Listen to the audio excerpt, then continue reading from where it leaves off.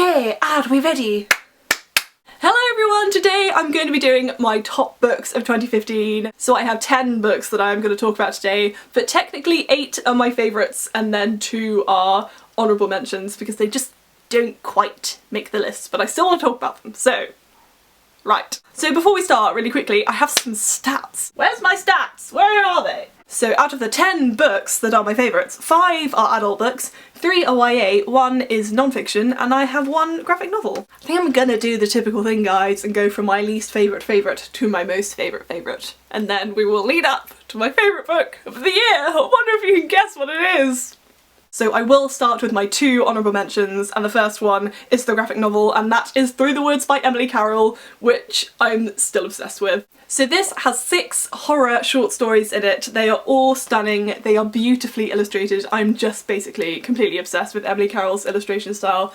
It's so beautifully produced. Some of the double spreads like completely took my breath away, and I don't want to show them to you because it's all part of the reading experience that you should get for yourself if you pick it up. The stories like aren't that scary, but if you can really appreciate like some beautiful art and get some chills, then I would certainly recommend picking this up if you haven't already. So my second honourable mention goes to The Rest of Us Just Live Here by Patrick Ness. I did do a review on this book if you would like to see my further thoughts on it. So in a lot of YA books it tends to follow the hero character, but this book just follows teenagers who live in the town where crazy things are going on and they have no part of it and they have no idea what's happening, but they are all dealing with their own problems and their own demons. I love how Patrick Ness dealt with the different subjects that he took on.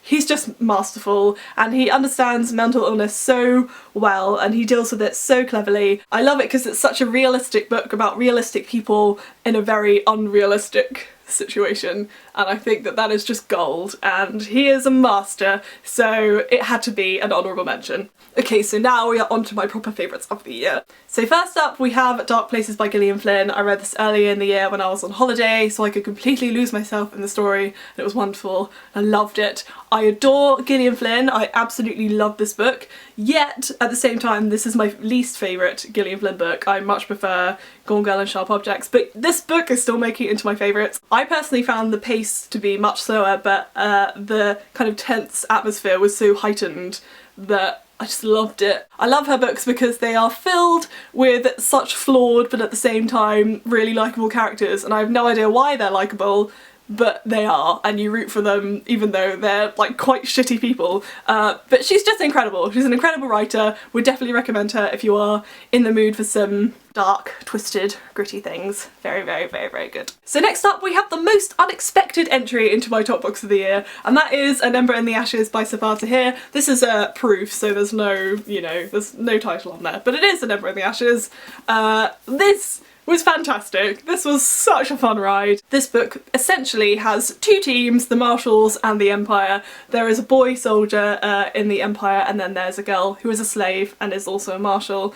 And it follows their points of view. I was reading this on an island in Greece where my sister was getting married, and I really think it added to the reading experience being in such a quiet, beautiful place with so much history. I thought it was really well paced. That was definitely one of the best things about it. I really enjoyed the romance as well. The romance did not bother me.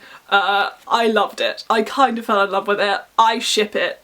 100% ship it. I instantly gave this 5 stars on Goodreads. It's kind of an instant favourite for me. I can't wait for the sequel to come out. So the next book that I'm going to talk about is A Thousand Splendid Suns by Khaled Hosseini. This is the first book that I read this year and it completely blew me away and I was just completely obsessed with it. I read it when I was ill, so I spent like 3 days in bed just reading this and like crying.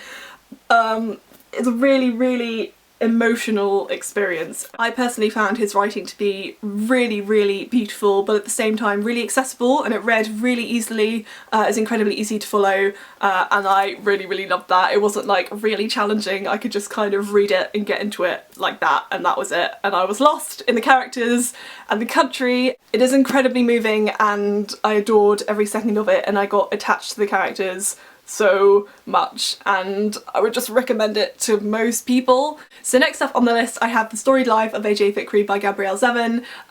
This is the most heartwarming book of all time, okay? It just is. This book follows the life of AJ Fikri. He's a man who owns a bookshop and he is a total legend and I want to be him, and it follows a kind of cast of lots of other characters who live in the town and get involved with his life, and it's just like the most beautiful, warm, cuddly journey you could ever embark upon. I just think it's magnificent and it will make you smile. It made me grin from ear to ear and it made me cry a lot, and I just adore it. Would give this to every member of my family with a blink of an eye, if they listen to my recommendations, which they don't. So next up I have a non-fiction entry that I didn't think would be on the list, but this is the book that I've probably recommended to the most people throughout the year, and definitely wins the most interesting book that I've read for a very, very long time. It is called Brain on Fire by Susannah Cahalan,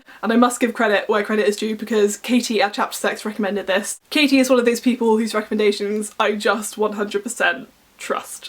She has good taste. So this book is about Susannah's experience with this mysterious mental illness that has hit her head on and has a very, very big effect on her and her life, and they just simply don't know what it is and they can't diagnose it, and it gets worse and worse and worse, and it's a very, very rare mental condition, disease. And it's just incredibly interesting that our bodies can do this to ourselves. It's insane. If you have any interest in psychology at all, I would so recommend picking this up. It is mental and it is so interesting to read about. So number 3 on my list, I stupidly left my copy in London, but it is The Martian by Andy Weir. I think this has probably gone onto most people's top lists of 2015 because it is so well loved, and with good reason. If you can get past all the sciencey stuff, which some people seem to have a problem with, then you will get to Mark Watney. He's such a legend, one of the funniest narrators of a book I've read in such a long time, and of course, like, he's stranded on Mars. It is so epic, it's so incredibly epic, really got my heart going, and would recommend the film as well. I'm saying this like you haven't seen it, you've probably seen it, let's be honest. It was really, really good. So next on the list is a book that I absolutely love, and it is Station 11 by Emily St. John Mandel. So this book is written from lots of different people's perspectives, both from before and after the collapse, after a deadly virus hits and kind of kills most of the population, and it's just incredibly realistically done, which is terrifying, and it shows the intricacy of human relationships. It is really easy to understand and it is not hard to follow at all, so that I very much appreciate it. It's not hiding all the beautiful messages and all the beautiful sentences behind really big horrible words. It's all there for me to cherish and read for myself, and I love it. The relationships were so just wonderful to read about, and the different ties and the different kind of links that she puts together in this book, and I'm just completely obsessed with it. I thought it was just such an incredible read. So now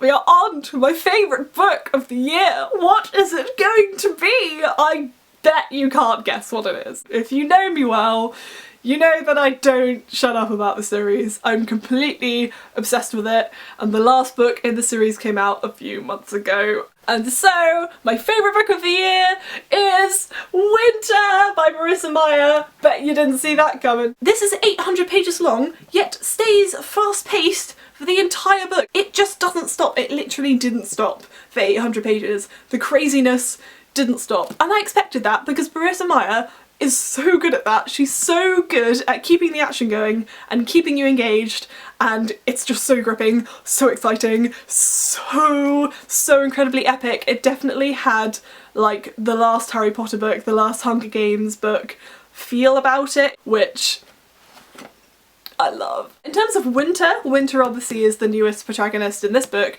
She's actually not my favourite. I just didn't really find her to be that likeable. Not sure what it was, but she was just kind of meh for me. I think I was so like intensely focused on all the other characters that I am obsessed with that Winter was just kind of like, ah, okay, that's okay, you can just shh. This was everything I wanted it to be. It was crazy action-packed all the way through, and yet at the same time still built to a crazy climax at the end. I don't think I've ever cried so much while reading a book, ever. I cried like a river of tears. I would say that I cried like a good cup of tears, like a proper cup of tears. Seriously, I cried so much. I was so dehydrated, I got a headache. Does that sum it up? Yeah.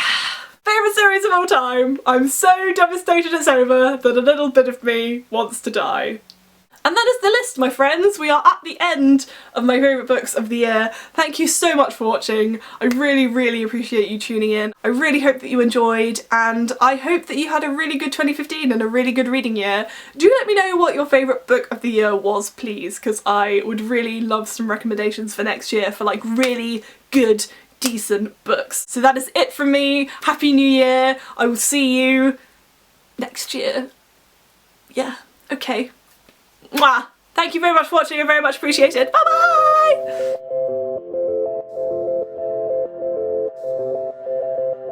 And oh my god, what is that? Oh, it's a cat. I was like, what the fuck is that? It's a cat, it's fine. How did you get up there? Freak.